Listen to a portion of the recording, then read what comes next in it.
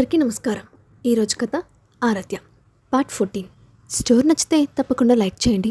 అలాగే మీ ఒపీనియన్ని కింద కామెంట్ బాక్స్లో షేర్ చేయండి. ఇలాంటి మరిన్ని స్టోరీస్ కోసం మా ఛానల్ని తప్పకుండా సబ్స్క్రైబ్ చేసి పెట్టుకోండి. ఇక స్టోరీలోకి వెళ్తే ఆరాధ్య. ఏంటో ఈరోజు మా వదిన గారి మొహంలో గ్లో మామూలుగా లేదుగా అంటూ రియా కళ్ళల్లో అల్లరి దాచుకుంటూ నన్ను ఆట పట్టించడం మొదలుపెట్టింది. నేను కిందకు వచ్చినప్పటి నుండి అందరు నన్ను ఇలాగే ఏడిపిస్తున్నారు. ఆ మాటలకి నా బుగ్గలు ఒక్కసారిగా ఎర్రబడిపోయాయి. ఆ సిగ్గును దాచుకోవడానికి తలదించుకున్నాను, కానీ నా ముఖమే నా మనసులోని భావాలను అందరికీ చెప్పేస్తోంది. నువ్వు ఎప్పుడు నన్ను కనీసం ఒక్క డిన్నర్ కూడా తీసుకెళ్ళలేదు అని జై చాలా డ్రమాటిక్గా నకిలీ ఆవేదనతో అనేసరికి అక్కడ ఉన్న వాళ్ళంతా ఒక్కసారిగా నవ్వేశారు. ఆరో తన కనుబొమ్మలు ఎగరేస్తూ, నువ్వేమన్నా నా పెళ్ళాంవా అని అడిగారు. అవును, ఈ ఆరాధ్య నీ లైఫ్లోకి రాకముందు నేనే కదా నీ సర్వస్వం అని జై ఏమాత్రం నవ్వు లేకుండా సీరియస్గా ఫేస్ పెట్టి చెప్పేసరికి హాల్ అంతా నవ్వులు పువ్వులు పూసాయి. కానీ సరిగ్గా అదే క్షణంలో ఒక ఆడగొంతు ఆ నవ్వులని తుంచేస్తూ వినిపించింది. నేను వచ్చేశాను అని. అందరం ఒక్కసారిగా వెనక్కి తిరిగి చూసాం, ఎవరు వచ్చారా అని. పొద్దున్నే ఎవరి మొహం చూశానో ఏంటో, దరిద్రం ఇలా ఉంచుకొచ్చింది అని రాజ్ చాలా చిరాగ్గా గొంతులోనే కొనుక్కున్నాడు. నువ్వెప్పుడొచ్చా అని అత్తయ్య జై వైపు కోపంగా చూస్తూ అడిగింది. జై ఆమె చూపుల్ని తట్టుకోలేక తలదించుకున్నాడు. 3 రోజుల క్రితం అని సీట్లో నుంచి లేస్తూ చాలా నెమ్మదిగా చెప్పాడు జై. మరి ఎప్పుడు వెళ్తావు అని ఆమె అడిగిన సూటి ప్రశ్నకి జై ఒక్కసారిగా అక్కడే స్తంభించిపోయాడు. ఇప్పుడే వెళ్తున్నా అని జై తీవ్రమైన అసహనంతో అక్కడి నుండి నడుచుకుంటూ వెళ్ళబోయాడు. అతను ఎక్కడికి వెళ్ళడం లేదు అని మావయ్య గారు గంభీరమైన గొంతు అందరినీ ఆపేసింది. ఆయన లేచి నిలబడి జై వైపు చూశారు. అంటే అతను మన ఇంట్లోనే ఉండబోతున్నాడా అని అత్తయ్య కోపం తట్టుకోలేనట్టు తన అసహనాన్ని ప్రదర్శిస్తూ గట్టిగా అడిగింది. నువ్వు ఇంట్లో ఉండగలిగినప్పుడు నీకంటే ఎక్కువ హక్కు తనకుంది, ఇది తన ఇల్లే అని రియా చాలా క్యాజువల్గా ప్లేట్లోని ఫుడ్ తింటూనే షాప్ సెట్టర్ వేసింది. ఆ మాటలకి జై తన నవ్వుని లోపలే నొక్కుకున్నాడు. అన్నయ్య చూడు, దీనికి అస్సలు పద్ధతి లేకుండా పోతోంది. ఇప్పుడే దీన్ని అదుపులో పెట్టకపోతే రేపు దీనికి పెళ్లి చేయడం అసాధ్యమవుతుంది అని అత్తయ్య రియా వైపు నిప్పులు చెరుగుతూ కోపంగా అరిచింది. నీకే పెళ్ళైనప్పుడు దానికి కళ్ళు మూసుకొని సంబంధం కుదురుతుందిలే అని దర్శ్ చిన్న వెటకారపు నవ్వుతూ అనేసరికి నాకు నవ్వు ఆపుకోవడం అస్సలు సాధ్యం కాలేదు. అన్నయ్య నువ్వు అని అత్తయ్య కోపంతో ఊగిపోతూ ఏదో చెప్పబోయింది. కానీ ఆరవ్ ఆమె మాటల్ని మధ్యలోనే కట్ చేశారు. ఇక చాలు, ఈ ఇంట్లో నుంచి ఎవరూ వెళ్ళడం లేదు. నీకేమైనా సమస్య ఉంటే మేము నీకు ఇచ్చిన ఆ ఇంట్లో నువ్వు ప్రశాంతంగా ఉండొచ్చు అని ఆరవ్ గొంతులో హెచ్చరిక స్పష్టంగా కనిపిస్తోంది. ఆయన చాలా ప్రశాంతంగా అంతే గంభీరంగా లేచి నిలబడ్డారు. ఆ మాటతో అత్తయ్య నోరు మూతబడింది. ఒక్క ముక్క కూడా మాట్లాడకుండా కోపంతో ఊగిపోతూ తన రూమ్లోకి వెళ్ళిపోయింది. పద వెళ్దాం అని ఆరవ్ సైగ చేస్తూ జైని రమ్మన్నారు. మేము బయలుదేరుతున్నాం, బాయ్ బాయ్ అని జై ముఖంలో మళ్ళీ అదే అల్లరి నవ్వు. ఎంత జరిగినా అతని కాన్ఫిడెన్స్ అస్సలు తగ్గలేదు. అతని గుండె ధైర్యం చూస్తే నాకు ముచ్చటేసింది. నేను రియా వైపు చూశాను. ఆమె చూపులు మాత్రం వెళ్ళిపోతున్న జై వెన్నుపూసనే చూస్తూ ఉన్నాయి. ఈరోజు కాలేజ్ లేదా మేడం అంటూ నా భుజంతో ఆమె భుజాన్ని కాస్త తోశాను. ఆమె ఒక్కసారిగా తల ఊపుతూ పైకి లేచింది. అలా రియా, రాజ్, దర్శ్ ముగ్గురు కలిసి బయటకు వెళ్ళారు. ఆరవ్, నీ లిమిట్స్లో నువ్వుండు అని జైని నా కార్ ప్యాసింజర్ సీట్లోకి నెడుతూ కాస్త గట్టిగానే చెప్పాను. ఇప్పుడు నేనేం చేశానని అని సీట్లోకి వెనక్కి వెళ్తూ చాలా బోర్ కొట్టినట్టు అడిగాడు. నేను అతని వైపు సీరియస్గా చూశాను. అయినా నీతో వస్తే ఆఫీస్ అయిపోయాక నేను తిరిగేలా వెళ్తాను, నా కార్ ఇక్కడే ఉండిపోతుంది కదా అని గుర్తు చేశాడు. నేను పికప్ చేసుకుంటాను అని కార్ ఇంజన్ స్టార్ట్ చేస్తూ షార్ప్గా చెప్పాడు. ఇంకొకసారి ఇల్లు వదిలి వెళ్ళాలని ఆలోచించావో నా ముద్దుల చెల్లెలికి పెళ్లి సంబంధాలు చూడడం స్టార్ట్ చేస్తా, జాగ్రత్త అని పెదవుల మీద ఒక చిన్న వెటకారపు నవ్వు మెరిసింది. అతను నా వైపు కోపంగా చూస్తూ, నువ్వు నిజంగానే టూ మచ్ చేస్తున్నారా అని అన్నాడు. అయినా నీకు ఆరాధ్యకి మధ్య వ్యవహారం ఎక్కడి దాకా వచ్చింది అంటూ కాస్త అల్లరిగా నవ్వాడు. ఒక్కసారిగా నిన్న రాత్రి జరిగిన క్షణాలు నా కళ్ళ ముందు కదలాడాయి. నా ప్రమేయం లేకుండానే నా పెదవులపై ఒక మధురమైన నవ్వు వికసించింది. నువ్వు ఊహించిన దానికంటే చాలా బాగుంది. రోడ్డు మీదకి దృష్టి సారిస్తూ అన్నాను. ఓహో, నీ మొహం చూస్తేనే అర్థమవుతోందిలే. తను నన్ను ఆట పట్టిస్తూ ఉంటే నేను మళ్ళీ నా పాత గంభీరమైన మూడ్లోకి వచ్చేశాను. అతని డ్రాప్ చేసిన తర్వాత నేను ఆఫీస్కి చేరుకొని నా రోజువారీ పనుల్లో మునిగిపోయాను. ఆరాధ్య, నేను కిచెన్లో నా కోసం కాఫీ పెట్టుకుంటూ ఉన్నాను. సరిగ్గా అదే సమయంలో ఎవరు నన్ను పిలుస్తున్నట్టు అనిపించింది. వెనక్కి తిరిగి కిచెన్లో నుంచి బయటకు వచ్చి చూశాను. అక్కడ ఇంట్లో పనిచేసే ఒక అమ్మాయి చేతిలో ఒక చిన్న బాక్స్ పట్టుకొని నిలబడి ఉంది. ఆ బాక్స్ వైపు చూస్తూ కుతూహలాన్ని ఆపుకోలేక ఏమైంది అని అడిగాను. మేడం, ఎవరో ఇది మీకోసం పంపించారు అంటూ ఆ అమ్మాయి ఆ బాక్స్ని నా చేతికి అందించింది. దాని మీద నా పేరు మాత్రమే రాసింది, కానీ పంపిన వారి పేరు మాత్రం ఎక్కడా లేదు. ఆ బాక్స్ తీసుకొని నేను నేరుగా నా రూమ్కి వెళ్ళాను. చేతిలోని కాఫీ కప్ పక్కన పెట్టి ఎంతో ఆతృతగా అంతే జాగ్రత్తగా ఆ బాక్స్ని ఓపెన్ చేశాను. కానీ లోపల ఉన్నది చూసి నా గుండె ఒక్కసారిగా ఆగిపోయినంత పనైంది. అందులో ఒక ఎన్వలప్ కవర్ ఉంది. దానిపై ఎర్రటి మరకలున్నాయి. అవి రక్తం మరకలని తెలియడానికి నాకెంతో సమయం పట్టలేదు. ఒక్కసారిగా నా గుండె వేగం పెరిగింది. వణుకుతున్న చేతులతో ఆ కవర్ని నెమ్మదిగా ఓపెన్ చేశాను. లోపల ఒక లేఖ ఉంది. ప్రియమైన భార్యమణికి, నన్ను క్షమించు. నీలాంటి దేవతలాంటి అమ్మాయిని ఇంత ఘోరంగా బాధించినందుకు. ఈ ప్రపంచంలోనే అతి పెద్ద మూర్ఖుణ్ణి నేనే అని నాకు తెలుసు. నా ప్రవర్తన తలుచుకుంటే నాకే ఎంతో అసహ్యంగా సిగ్గుగా అనిపిస్తోంది. నా గుండె లోతుల్లో నుంచి ఈ మాట చెప్తున్నాను. నిన్ను చూసిన ప్రతిసారి నేను అంతలా హింసించిన ప్రతి క్షణాన్ని తలుచుకొని రక్తం కన్నీరు పెడుతున్నాను. కానీ నీకు ప్రామిస్ చేస్తున్నాను, వీటన్నిటినీ నేను మార్చేస్తాను. నీకు మిగిల్చిన గాయం అంత తేలిగ్గా మానదని నాకు తెలుసు. కానీ నా ప్రేమతో, నా ప్రతి చర్యతో నీ ఆ ఆవేదనను తగ్గించడానికి నా శాయశక్తిలా ప్రయత్నిస్తాను. ఈ లేఖను నేను నా రక్తంతో రాశాను. ఎందుకో తెలుసా? ఇందులో ఉన్న ప్రతి అక్షరం, ప్రతి ముక్క నిజమని నీకు నమ్మకం కలిగించడానికి. నా మనసులోని క్షమాపణని వ్యక్తపరచడానికి ఈ సిరారంగు అస్సలు సరిపోదు. నిజానికి నా ఈ రక్తం కూడా నీ క్షమాపణను పొందడానికి అర్హమైనది కాదు. అయినా సరే, వీలైతే నన్ను క్షమించు. మరోసారి మనస్ఫూర్తిగా క్షమాపణలు కోరుకుంటున్నాను. మై వైఫీ, నీ భర్త అని ఆ ఉత్తరం చదవడం పూర్తి కాగానే నా కళ్ళలో నుంచి కన్నీళ్లు దారాలాగా కారిపోయాయి. నా ఏడుపు ఆపుకోవడం నా వల్ల కాలేదు. ఎందుకు తను ఇలా చేస్తున్నాడు? తను ఇలాగే కొనసాగితే నేను తన ప్రేమలో పూర్తిగా మునిగిపోతానని నాకే భయంగా ఉంది. ఆ లేఖను మడత పెట్టి మళ్ళీ ఆ బాక్స్లోనే ఉంచేశాను. ఎందుకు ఇలా చేస్తున్నావు ఆరవ్? ప్లీజ్ ఆపే. నిన్ను ఇలా చూస్తూ ఉంటే నా గుండె తరుక్కుపోతోంది అని నాలో నేనే అనుకుంటూ ఏడ్చాను. ఆ బాక్స్ వైపు చూస్తూ గంటల తరబడి అలాగే కూర్చుండిపోయాను. కన్నీళ్ళు ఆగడం లేదు. కానీ నా మనసు అంతరాల్లో నాకు ఒక విషయం బాగా తెలుసు. నేను అతన్ని ఎప్పటికీ వదిలిపెట్టాను. ఏం జరిగినా సరే నేను అతనితోనే ఉంటాను. తను తప్పులు చేశాడు, కానీ ఆ తప్పుని తెలుసుకొని ఇంత నిజాయితీగా క్షమాపణ అడగడం ముందే అది ఈ రోజుల్లో చాలా కొద్ది మంది మాత్రమే చేయగలరు. ఆ రాత్రి నేను రూమ్లో కూర్చొని ఉన్నప్పుడు ఆరవ్ లోపలికి వచ్చారు. ఆయన ముఖం చాలా అలసిపోయినట్టు కనిపిస్తోంది. కానీ నా చూపులు మాత్రం వెంటనే అతని చేతి వేళ్ల వైపు మళ్ళాయి. కొద్ది రోజుల క్రితం తనే స్వయంగా గంటతో కాల్చుకొని గాయపరుచుకున్న అదే చేయి అదే. ఆ అరిచేతికి తెల్లటి బ్యాండేజ్ కట్టి ఉంది. మా ఇద్దరు చూపులు ఒక్కటయ్యాయి. నన్ను చూసి ఆయన పెదవులపై ఒక చిన్న నవ్వు మెరిసింది. నేను బెడ్ మీద నుండి లేచి అతని వైపు నడిచాను. కానీ నా ముఖం చూడగానే అతని ముఖంలోనే ఆ చిన్న నవ్వు ఒక్కసారిగా మాయమైపోయింది. నువ్వు ఏడుస్తున్నావా అని అతని గొంతులో చెప్పలేనంత ఆందోళన, కంగారు. నేను అవునన్నట్టు తల ఊపాను. ఎందుకు అంటూ ఆయన నాకు మరింత దగ్గరగా వచ్చారు.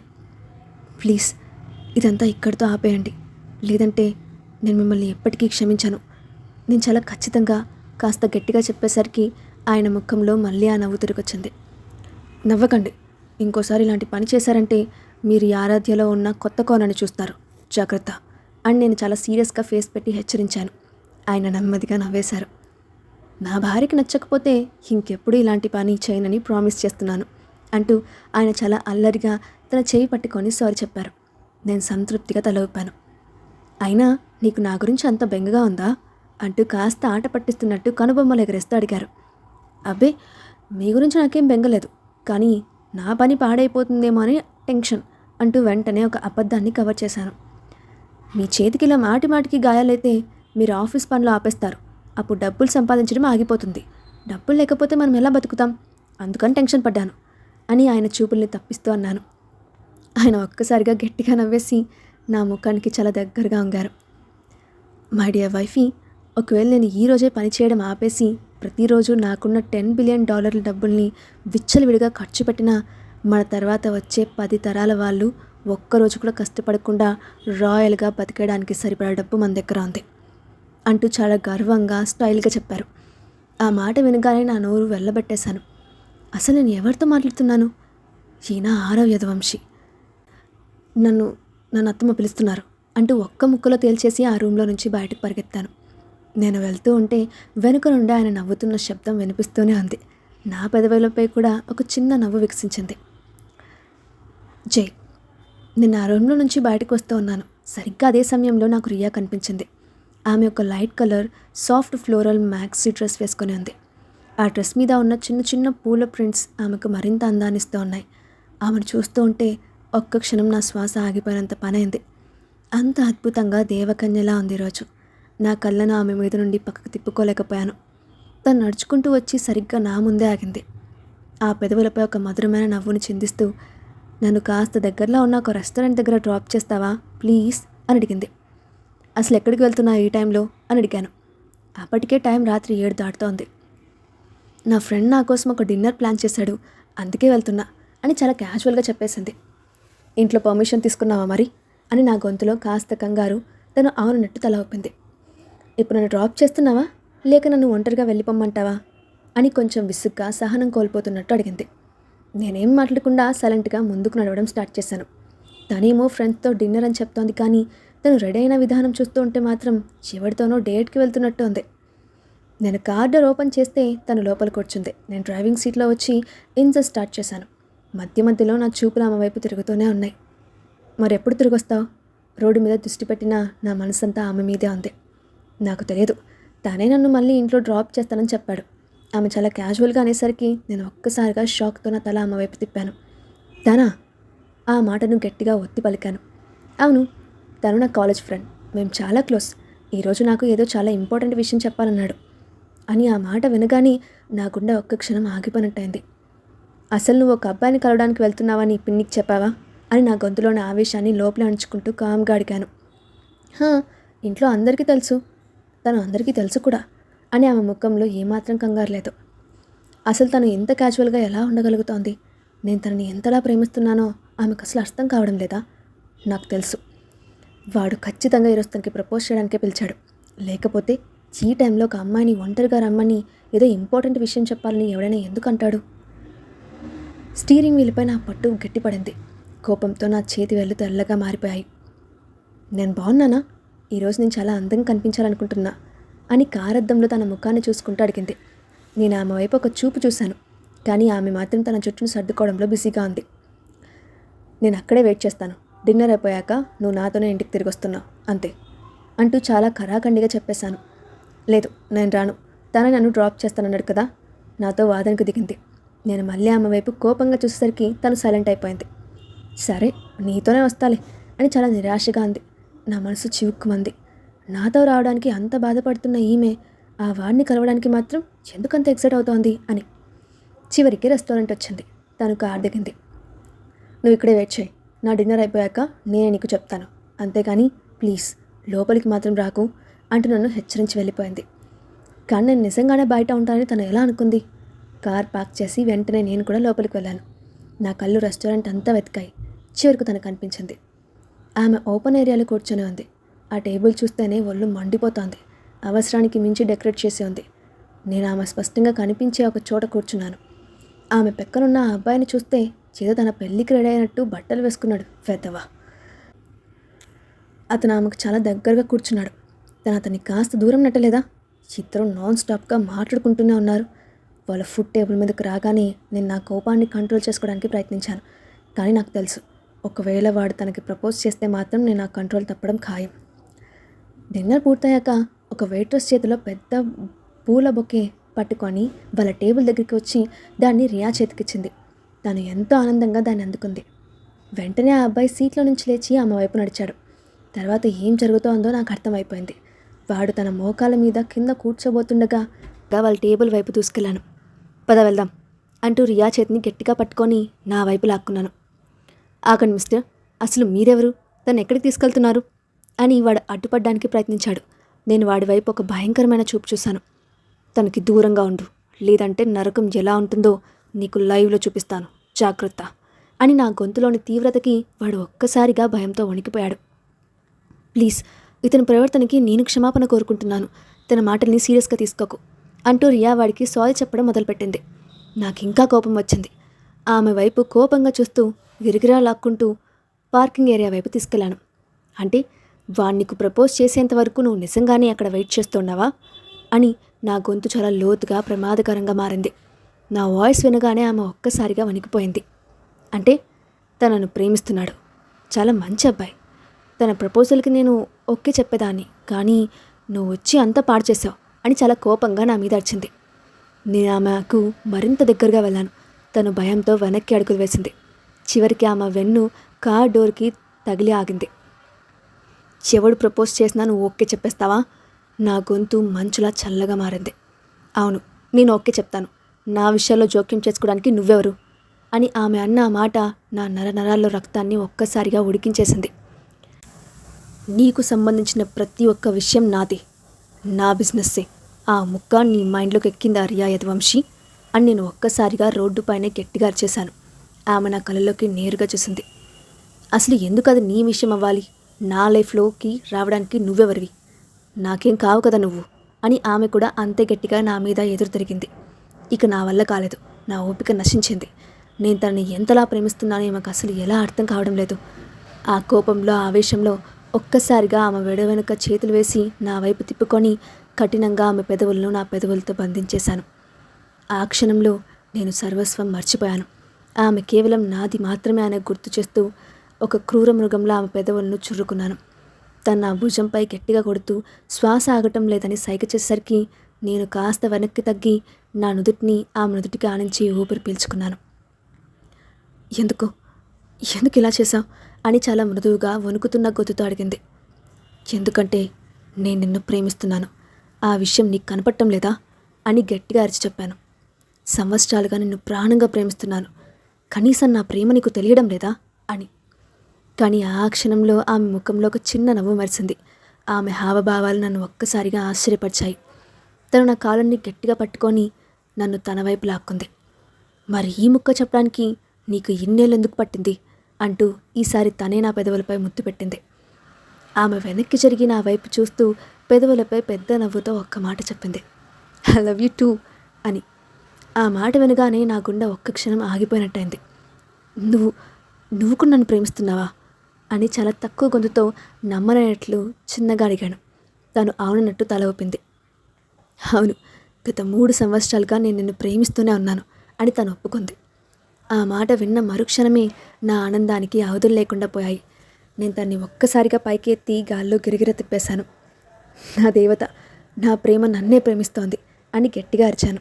నా పిచ్చి పనికి తను మనస్ఫూర్తిగా నవ్వేసింది. కిందకి దించు, ఎవరైనా చూస్తారు అని నవ్వుతూనే కంగారు పడింది. నేను తన్ని కిందకి దించి కళ్ళల్లో నిండైన ప్రేమతో తన వైపు చూస్తూనే ఉన్నాను.